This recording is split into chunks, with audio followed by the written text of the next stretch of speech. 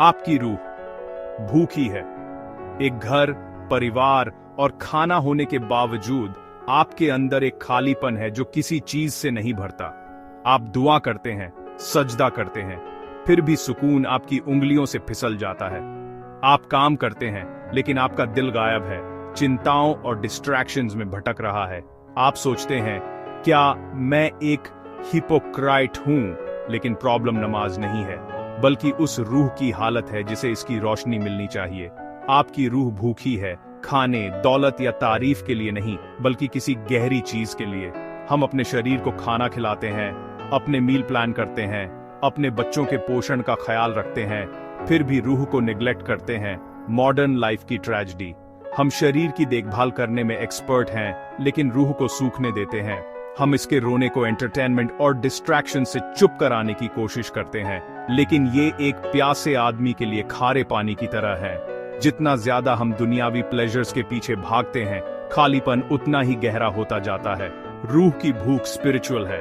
एक क्रेविंग आपके उस हिस्से से है जो इस दुनिया का नहीं है। जब तक हम रूह को नरिश नहीं करेंगे, खालीपन गहराता ही जाएगा। सवाल ये है, रूह का खाना क्या है? यह रूह क्या है? यह आत्मा जो खालीपन से तड़पती है। रूह एक डिवाइन सीक्रेट है। आपके रब का एक हुक्म आदम में फूंका गया, एक स्पार्क आसमान से एक मिट्टी के बर्तन में। क्योंकि इसकी शुरुआत अल्लाह के साथ है, रूह को दुनियावी चीजों में सुकून नहीं मिलता। कल्पना कीजिए, एक दूर देश का पक्षी पिंजरे में बंद और बेचैन अपने असली घर के लिए तरस रहा है।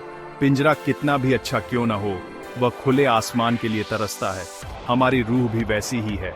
इसका घर यह दुनिया नहीं, बल्कि इसके बनाने वाले के साथ है। आप इसे लग्जरी, फेम, एडमिरेशन दे सकते हैं, लेकिन यह असंतुष्ट रहती है। रूह का असली पोषण अल्लाह का जिक्र है। यही इसका मकसद है, इसका सस्टेनेंस का एकमात्र स्रोत। जब धिक्र में लगे होते हैं तो रूह जिंदा और सुकून में महसूस करती है। जो खालीपन आप महसूस करते हैं, वह आपकी रूह की पुकार है अपने सही खाने के लिए। एक रहमत और एक चेतावनी कि अपने बनाने वाले की तरफ लौट आओ। इसे इग्नोर मत करो। जब आपका शरीर भूखा होता है तो संकेत साफ होते हैं और समाधान आसान होता है। लेकिन जब आपकी रूह भूखी होती है तो संकेत सटल होते हैं, फिर भी डेवस्टेटिंग। आपके पास सब कुछ हो सकता है, फिर भी आप खाली, दुखी, एंग्शियस या डिस्कनेक्टेड महसूस करते हैं। जीवन रंगहीन, जॉयलेस और अनजाने दुख से भर जाता है।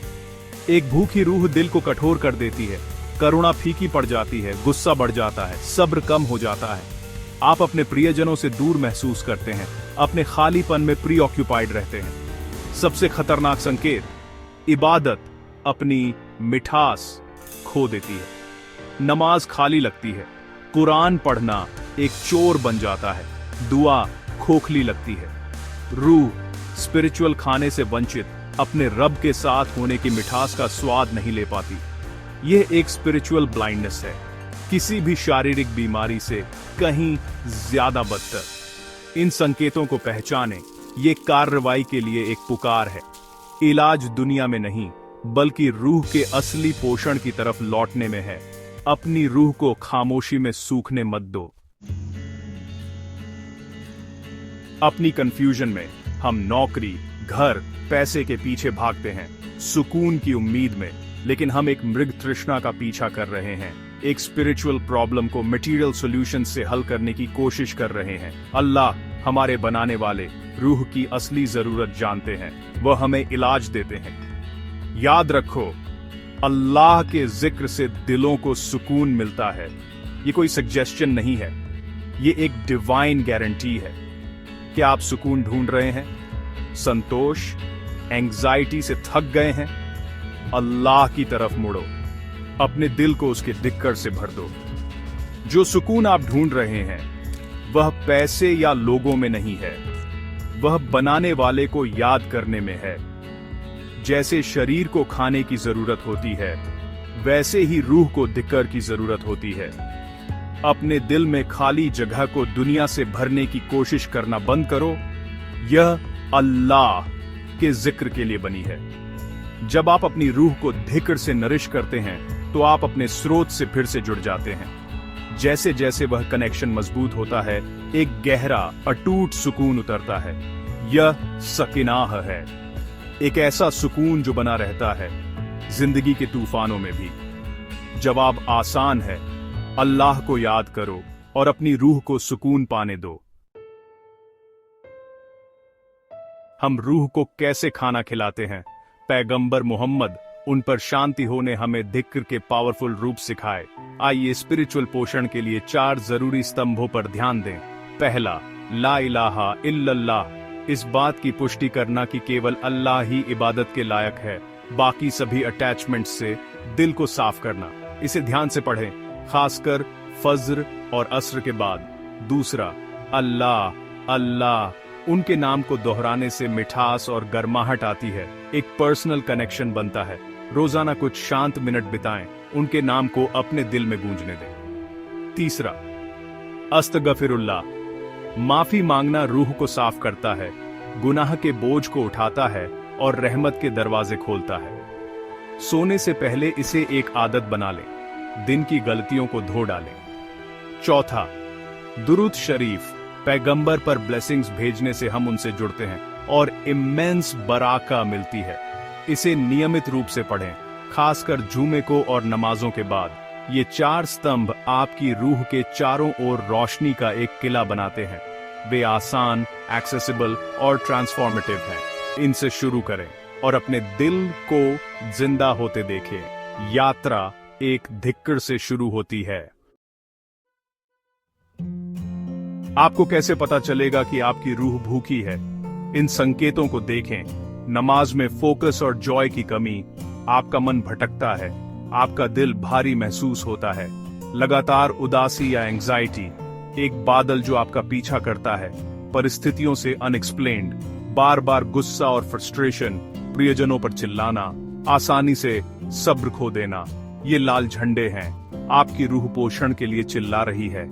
इलाज आसान है, जिक्र की तरफ लौटें और अपने दिल को ठीक होने दें। इलाज जानना एक बात है, उसे लागू करना दूसरी। यहां आपकी रूह को पुनर्जीवित करने के लिए एक आसान 7 दिवसीय योजना है, एक आदत एक समय में। पहला दिन, ला इलाहा इल्लल्लाह पर फोकस करें।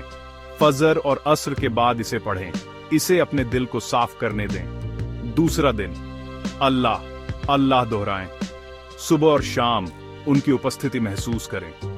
तीसरा दिन, अस्तगफिरुल्लाह, हर नमाज के बाद और सोने से पहले माफी मांगे। चौथा दिन, दुरूद शरीफ, पूरे दिन पैगंबर पर ब्लेसिंग्स भेजें।